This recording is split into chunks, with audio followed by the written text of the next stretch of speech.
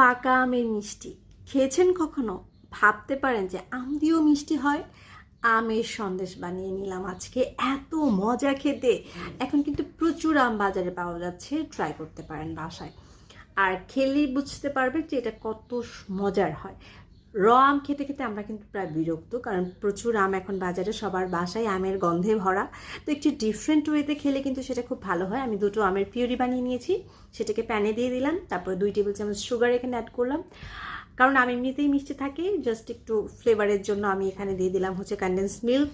দিলে ভালো লাগে। কিছুক্ষণ জাল করার পরে যখন একটু স্টিকি হয়ে আসবে, সে পর্যায়ে আমি 2 কাপ গুঁড়া দুধ দিয়ে দিব। 1 কাপ ফার্স্টে দিয়ে মিশিয়ে নিব। এই পর্যায়ে চুলার আঁচটা একদম লোতে অথবা বন্ধ করে রাখতে পারেন, যাতে করে হচ্ছে আপনার দুধ আর আমের মিশ্রণটা ভালো করে মিক্স করে নিতে পারেন, কোনো ধরনের লাম্পস এটার ভেতরে না থাকে।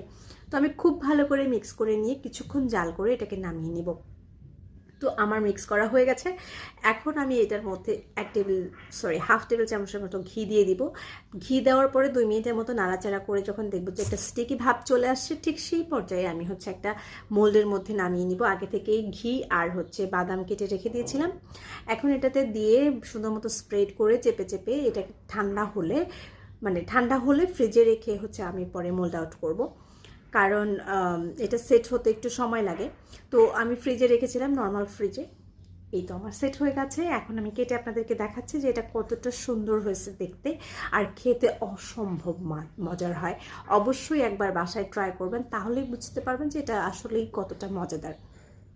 এখন প্রচুর আম পাওয়া যাচ্ছে, কেন আমরা শুধু শুধু একঘেয়েমি আম খাবো বলেন তো? একটু এরকম ধরনের রেসিপি হলে কিন্তু ভালোই হয়। তো দেখেন কত সুন্দর হয়েছে। এখন আমি একটা ভেঙে দেখাবো আপনাদেরকে যে কতটা পারফেক্ট হয়েছে ভেতরের দিকটাও।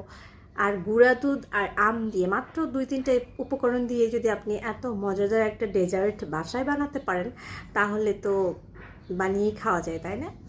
এই যে ভেতরটা দেখাচ্ছি কত সুন্দর হয়েছে। তো এই ছিল আজকের রেসিপি। ভালো লাগলে লাইক, কমেন্ট, শেয়ার